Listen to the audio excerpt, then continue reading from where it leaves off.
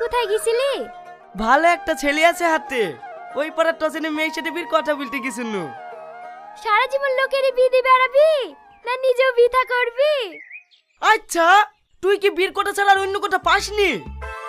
কি করব বল, আমি এত ঘটক, একটা ঘটক হয়ে আর একটা ঘটকের মনে কষ্ট বুঝবো না, তাই কখনো হয়?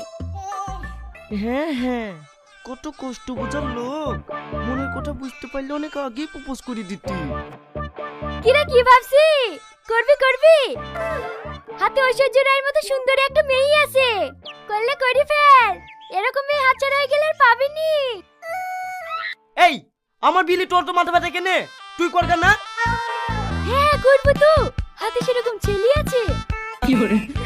না নয়, তোকে আর কদিন বলবো বলদিনি, একটা ছেলে দেখি দেন না, ঘটক হয়ে নিজের বিয়ের